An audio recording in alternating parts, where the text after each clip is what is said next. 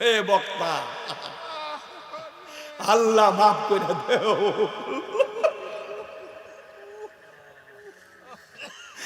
আল্লাহ মাফ করে দাও। কি খাতায় নাম লাগাইলাম বক্তা?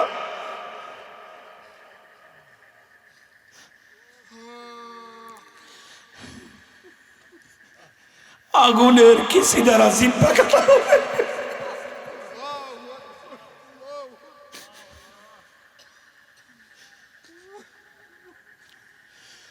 2 ঘন্টা বয়ান করলেন।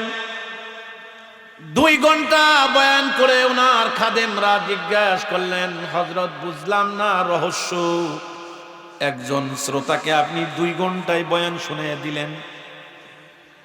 উনি উপর দিকে তাকিয়ে বললেন, আমার মালিক কাল মাহশারে যদি আমাকে জিজ্ঞেস করে, আমার একজন বান্দা গরিব মানুষ উল্কার বেগে ছুটে গিয়েছিল, ওদের চোখের সামনে নবী ছিল না, ওদের চোখের সামনে সাহাবায়ে কেরাম ছিল না, তোমরা ছিলে, তো তোমার কাছে আমার একজন গরিব বান্দা গিয়েছিল, বয়ান কেন শোনাও নাই? বলে, হাজার হাজার মানুষকে যে বয়ান শোনাবো ওটাও আল্লাহর জন্য, এই বয়ানটা শোনাইতেছি এটাও আল্লাহর জন্য। তাহলে তারা দায়িত্ব কেমন পালন করলো? উম্মাদকে বাঁচার উদ্দেশ্য, ওয়াজের উদ্দেশ্য হলো উম্মাদ বাঁচাও। কথা কয় না রে? ওয়াজের উদ্দেশ্য হলো কি? বাঁচাও। কথা বলো, কথা বলো, উম্মাদ বাঁচাও। আর এ কোন জামানায় পা দিলাম? আমাদের কর্মসূচি কি? আমাদের নীতিমালা কি? আমরা করছি কি? একজন মাহফিলে আসবে আর একজন টেলিফোন করে না করে।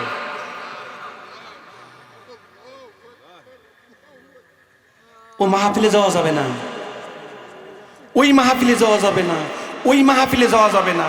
কেন? যে ও মাহফিল আমাদের না। এ জায়গায় কি আমরা হিন্দু আসছি? কথা কয় না। আমরা কাফের আসছি? উচিত কি? উচিত কি ছিল? উচিত হলো আমরা মুসলমান প্রত্যেকটা হক্কানি আলেমের সামনে বসবো। সকল আলেম আমাদের, সকল দ্বীনি সংগঠন আমাদের, সকল হক্কানি পীর মাশায়েখ আমাদের। আমার সাথে একমত কারা কারা? হাত উঠান তো দেখি। একটা তাকবীর দেন না একজন, দাঁড়ায় দেখি।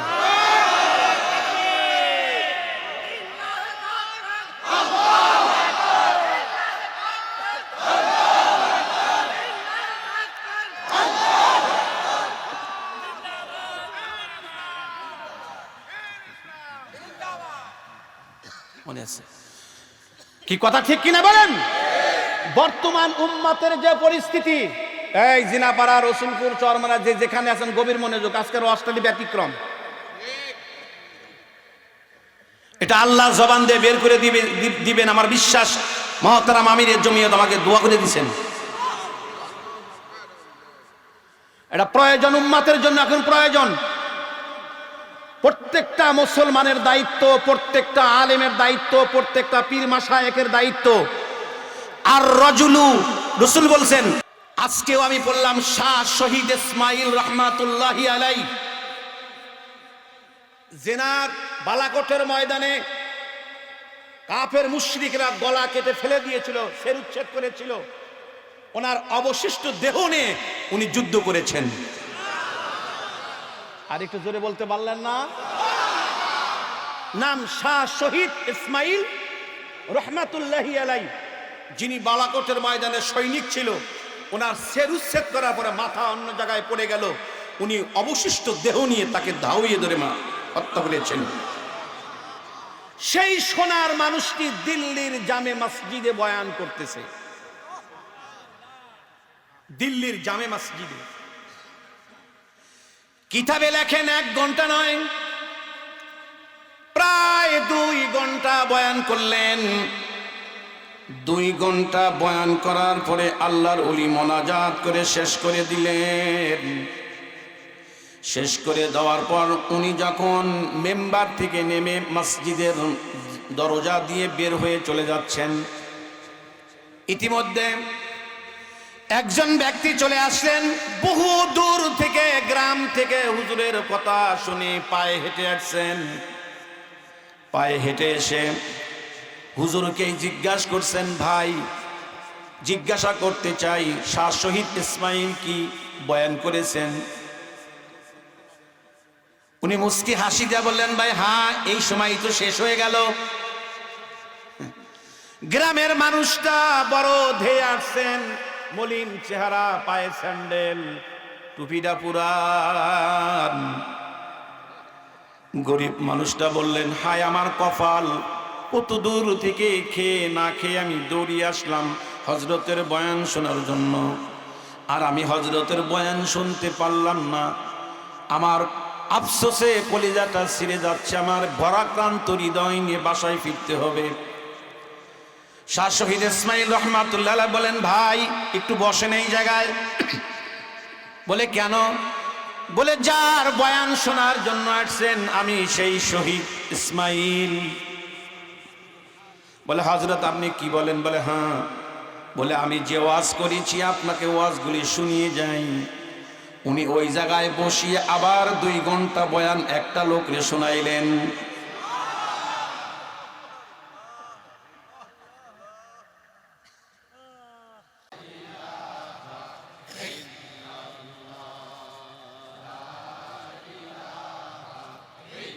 মোটা করো ভাইয়া, এতগুলো মানুষের জিকির একসাথে হলে, মোহাব্বত হলে কত না ভালো হতো। একসাথে লা ইলাহা ইল্লাল্লাহ,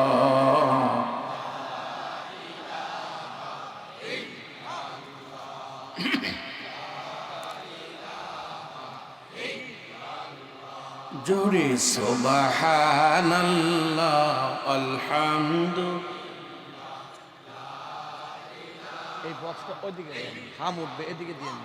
জোরে সুবহানাল্লাহ।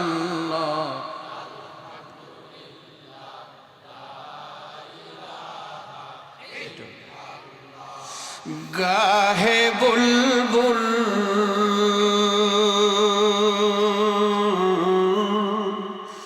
গাহে বুলবুল বাগিচায়, ওই নামেতে তোমারা লা ইলাহা ইল্লাল্লাহ।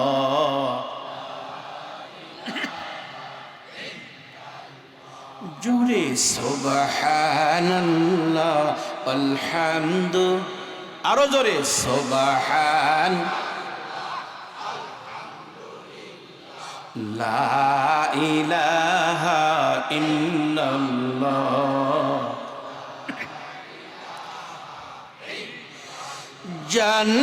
জান্নাতের ওই হুরি নুরি,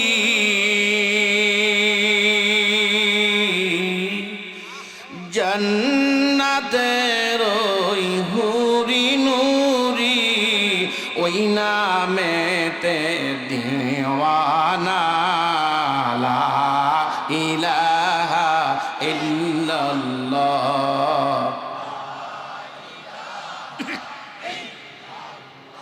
জোরে সুবহানাল্লাহ আলহামদুলিল্লাহ।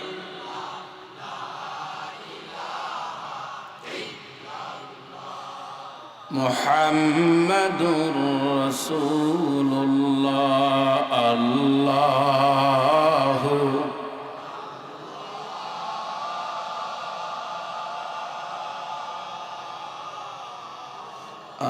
আল্লাহু, খুব মোহাব্বতে আল্লাহু।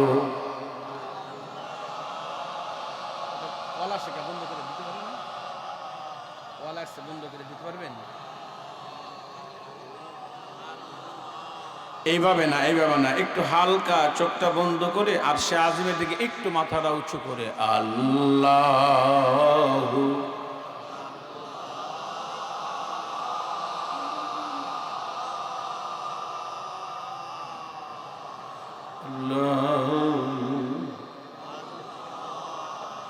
মূর্খ আমি, নাদান আমি, কিছু নাহি বুঝি, ওগো আল্লাহ দেন গো আমায় নেসারিয়া পুজি। আল্লাহ আল্লাহ।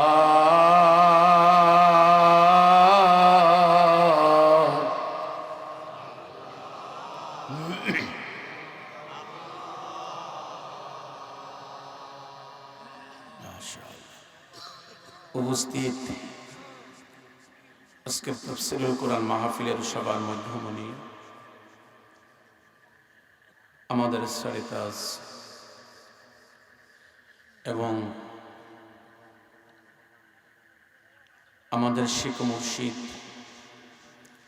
ভারত বাংলার হাজার হাজার মানুষের ধর্মীয় আধ্যাত্মিক নেতা শাইখ বরহাক সুলতানুল আউলিয়া আরিফ বিল্লাহ শাহ হাফিজ হযরত মাওলানা আব্দুল মতিন নিসারী রহমতুল্লাহি আলাইহি দুই চোখের এক চোখ,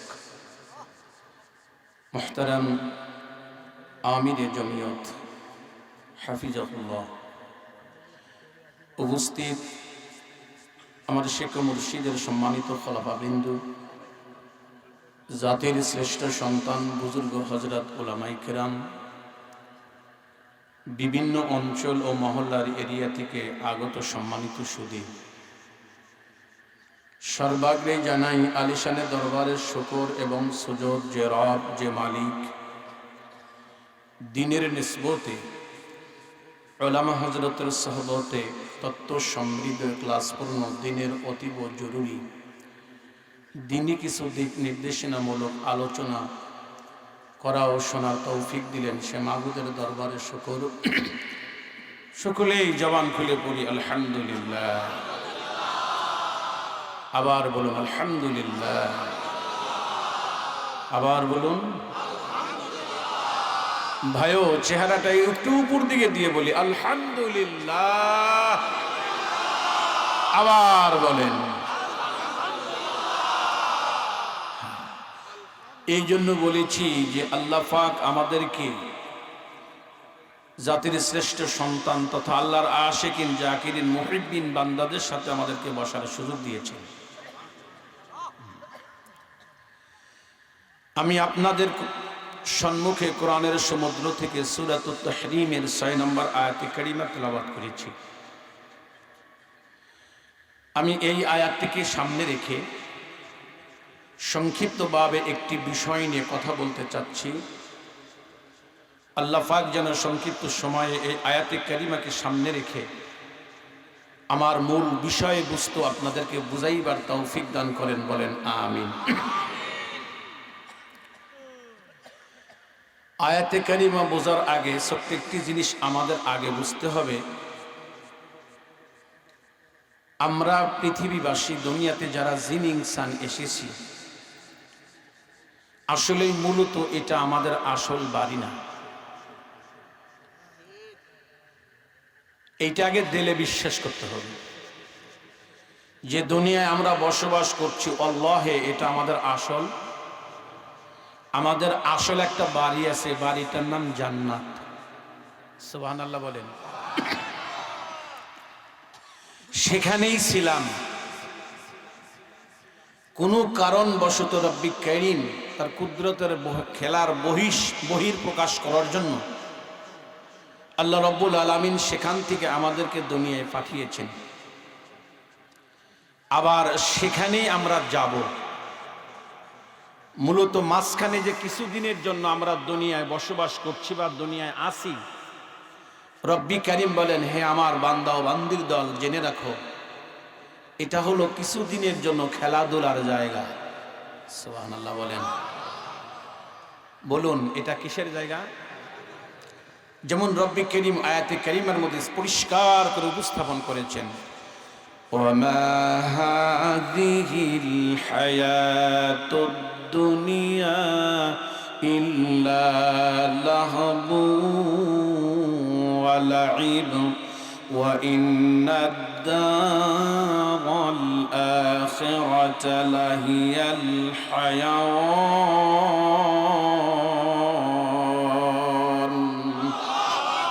আর আর একটু জোরে বলুন। দুনিয়াটা হলো খেলাধুলার ঘর। বলেন কিসের ঘর? মালিক বলছেন আখিরাতটা হলো চিরস্থায়ী, দুনিয়াটা হলো ক্ষণস্থায়ী। শেষে আল্লাহ আফসোস করছেন, লাউ কানু ইয়ালামুন, আহারে এগুলি যদি মানুষ বুঝতো।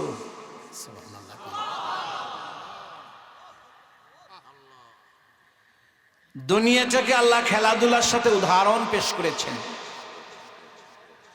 আপনারা জানেন পৃথিবীতে দুটি খেলা প্রিয়দের কাছে বড়ই প্রিয়। তার মধ্যে একটি খেলা হলো ক্রিকেট আর একটি হলো ফুটবল। আমি যতটুকু শুনেছি এই ক্রিকেট খেলাটা দীর্ঘ একটা সময় লাগে মাঠে, আর ফুটবল খেলাটাই মাঠে 90 মিনিট হয়। এই খেলাটা যতক্ষণ পর্যন্ত দর্শক উপভোগ করে, পক্ষ বিপক্ষ, এই পুরো মাঠের ভিতরে দুটি শব্দ বেশি উচ্চারিত হয়, একটি হলো গোল আর একটি হলো ইশ। অর্থাৎ ফুটবলটি যখন গোলকিপারকে ফাঁকি দিয়ে ভিতরে প্রবেশ করে তখন কি বলে, আর যখন সাইড সুইট দিয়ে কোনো রকম চলে যায় তখন কি বলে, তার মানে অল ফিটসে কি হলো না। এই গোল আর ইশ, এই দুটি শব্দ বলতে বলতে 90 মিনিট শেষ খেলা। কেউ হাসতে হাসতে বাড়ি যায়, কেউ কাঁদতে কাঁদতে বাড়ি যায়। ঠিক তদ্রূপ এই দুনিয়াটা হলো 90 মিনিটের খেলা। আল্লাহু আকবার। দোস্ত ওয়াজের কিছু নাই। 90 কোটি টাকা দেওয়া বক্তা আনলে যা বলবে আমরা ভাঙ্গাসরা একই কম। এখানে বড় বড় হাস্তিরা আসছে, আমাদের থানা আমির সব বসে আছেন এখানে, সারা বাংলাদেশের বড় বড় প্রোগ্রামগুলো করেন, কিন্তু সময় নাই, তুমি শেষ করো। বুঝছেন কথা? এটাই বলে কি, বানাও বাড়ি, বানাও ঘর, লাগাও টাইলস, লাগাও এসি, বানাইতে বানাইতে হঠাৎ মাইকে এলান আসে, ওই ঘরওয়ালা নাই।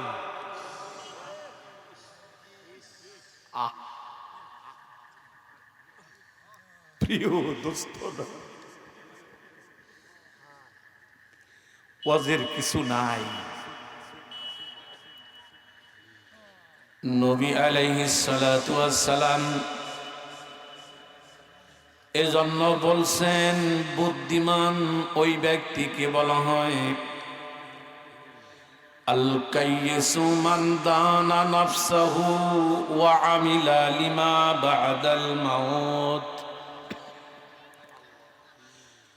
বুদ্ধিমান ওই ব্যক্তিকে বলা হয় যারা চিন্তা করে ছিলাম কোন জায়গায়, আসলাম কোন জায়গায়, আমি যাব কোন জায়গায়। এই লোকগুলা হলো বুদ্ধিমান। সুবহানাল্লাহ বলেন না কেন? আমাদের চিন্তা কি, আসছি দুনিয়া, বানাও বড় বাণী, বড় বাড়ি, বড় ঘর, দালান কোঠা, এই জন্য যা ইচ্ছা তাই করো। রসুল বলেন না, এটা ভুল সিদ্ধান্ত।